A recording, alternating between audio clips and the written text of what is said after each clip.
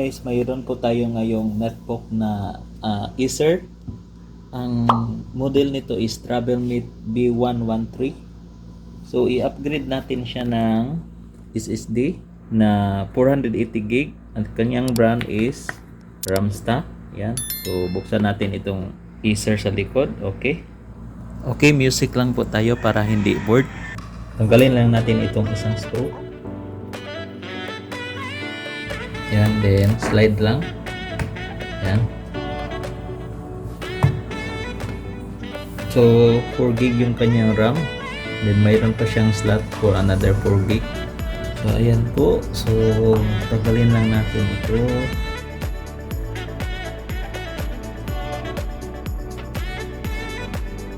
Yan.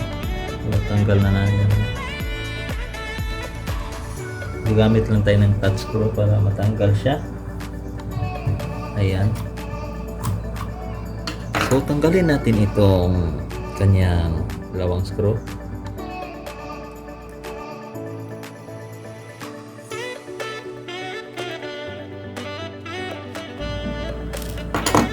Yan. Open na natin itong SSD.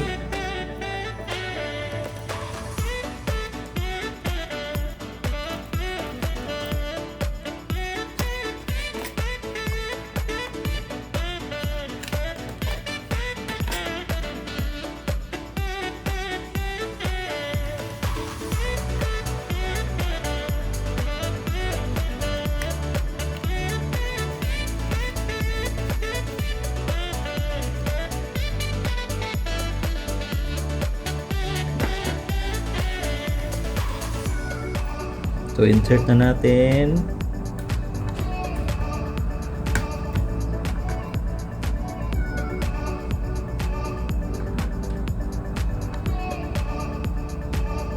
Yan. So tulak lang natin.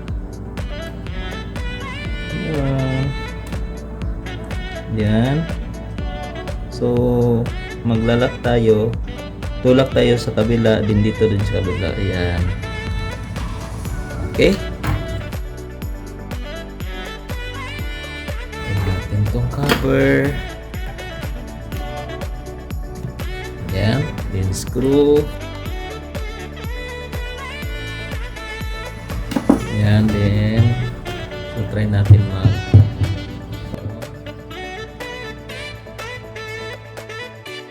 ayan po ang makikita natin kasi wala pa siyang Windows. So dudan lang natin siya ng Windows. So mayroon tayo ditong pin drive, may OS nito na Windows 10. Insert lang natin.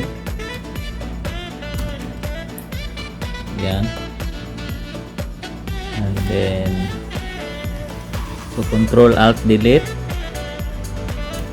Then F2. Then set po natin itong pin drive sa first boot.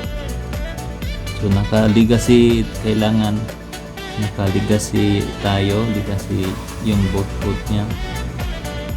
Hindi naka-UEFI, legacy yung gagamitin natin. So ito yung pin drive natin, nasa number 6. Then ito naman yung number SSD natin na 480GB na nasa number 2. So gagawin natin, so itong 6, move up lang natin gamit yung F6. Yan, F6. F6 lang, F6. So ayan, nasa first priority na siya. And then itong SSD is second boot natin, F6 lang. Ayan, so second boot na siya. Then save na natin. Exit saving changes, then enter. Yes. So ayan. Okay. Naka-install na tayo ng Windows.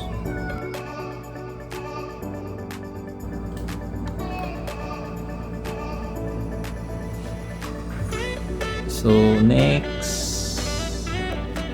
install now.